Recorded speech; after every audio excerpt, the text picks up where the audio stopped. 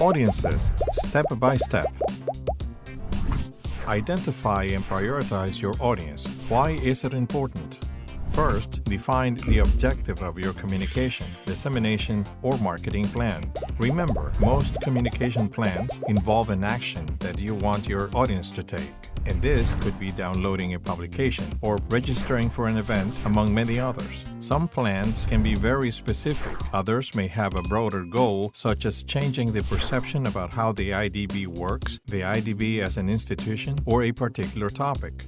So let's say you're promoting a publication to increase interest about the IDB's work on the field and possibly generate a demand for a specific project, or promote or change public policy views on certain topics. If this is the case, the primary audience could possibly be IDB current clients, potential clients, and other people that can influence them.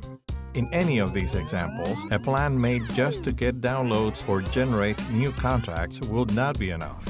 To better understand your primary audience, you will need to do a complete analysis featuring two key components: one, the socio-demographic, and two, the psychographic. The first one will help you determine by age, sex, language, education level, location, and country of origin what channels and types of messages and designs may appeal to them. Second, once you are able to know the type and tone of your message, learn about their needs and problems so you can provide your audience with technical assistance, knowledge, best practices, loans, and even partnerships. Also, you can understand their concerns and the perceptions they have about the IDB, the risks they perceive, their personal backgrounds, and the economic situation of the location they live in.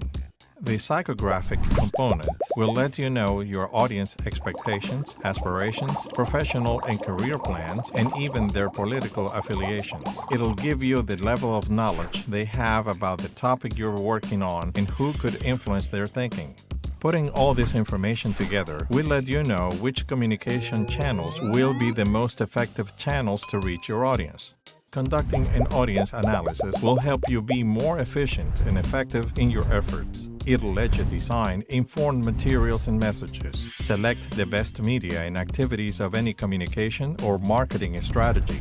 It establishes a clear, detailed, and realistic picture of the audience, and as a result, messages and activities will be more likely to resonate with your audience and lead to the desired actions or changes in perceptions or behaviors that you intended in your communications plan. How to strategically identify your audiences in 6 steps. The process. The objective of the exercise is to know the primary and secondary audience for your sector's communications efforts. Learn who the influential audiences within your sector or country are, prioritize your audiences, the channels, and the amount of effort that will be put into your communication plan, and finally determine how you will measure the success of your effort. There are 6 steps you need to follow. First, you need to define the challenge you're trying to solve. Second, determine the course of action that will need to be taken by the audiences to help you solve your problem. And after following this path, you can start designing the communication plan you'll carry out to help prompt the audience to take the action you desire.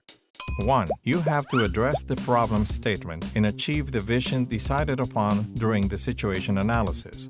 And in order to do that, you need to brainstorm and list all potential audiences that are affected by or have control over your sector or topic. For example, if the problem is lack of clean water in rural areas, your potential audiences may be women with families, local government officials working in water and sanitation, non-profit organizations working in water projects, government officials working in infrastructure, local researchers dealing with water-related issues.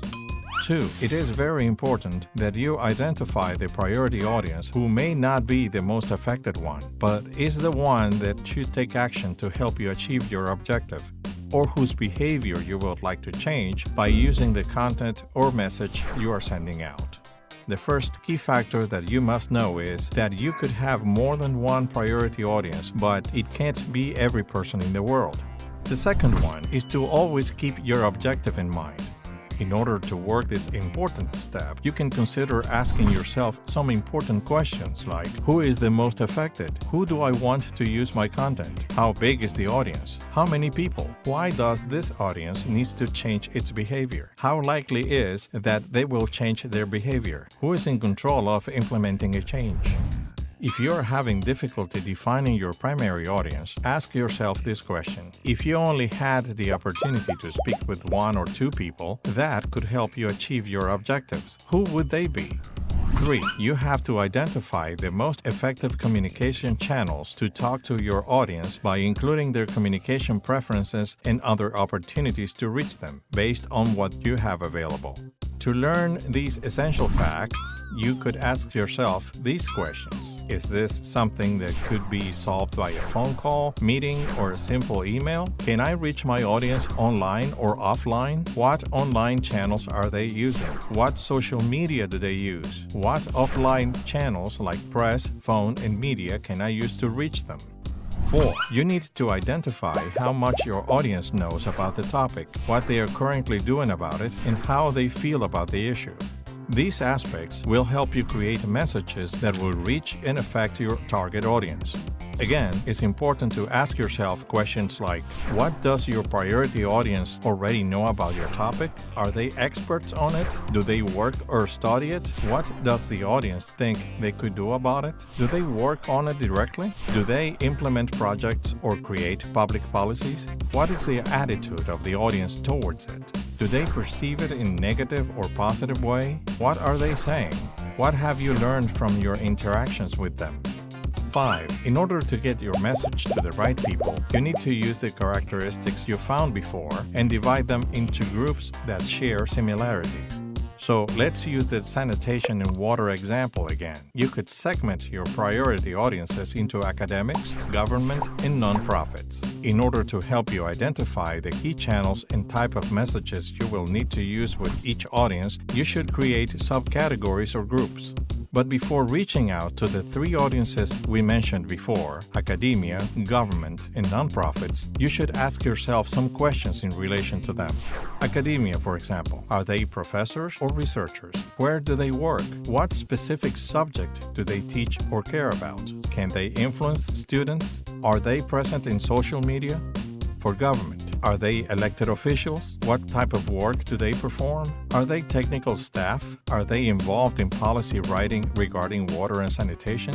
Are they present in social media? Do we have an established relationship with them? Can we send them an email? Should I just call them? What do they think about the IDB?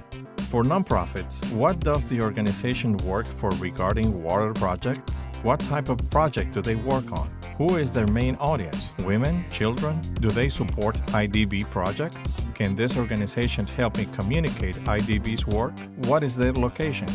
Keep in mind that you want to reach out to people in government, academia, and nonprofit organizations, but they should be engaged differently because they have different characteristics, and they'll be expecting you to contact them using their language and tone and through the channels they use. The 6th step consists on identifying the key influencers because they will spread your message through their networks, and maybe they'll become users of our knowledge product or be interested in doing business with the IDB. Continuing with the water example, to identify influencers, you should ask yourself questions like, who has the most impact on your target audience's water behavior or opinion? What's the relationship between this person and the audience? Who makes or shapes this audience's decisions?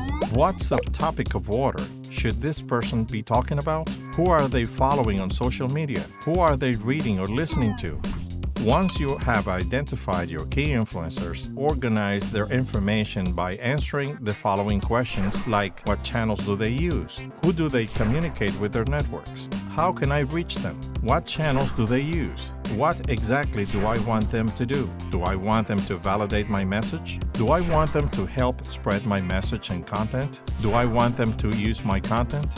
Finally, using all the information you gather, create the complete profile so you can know who they are, the important content they need, when they will be more receptive of your content, and how you will communicate your message to them. These audience profiles should include everything you need from behaviors to demographic information. At the end, knowing your audiences will let you create specific messages for them using their preferred channels, improving their perception of the IDB and the work in your topic, and also you'll be more likely to reach the goals set in your communication plan.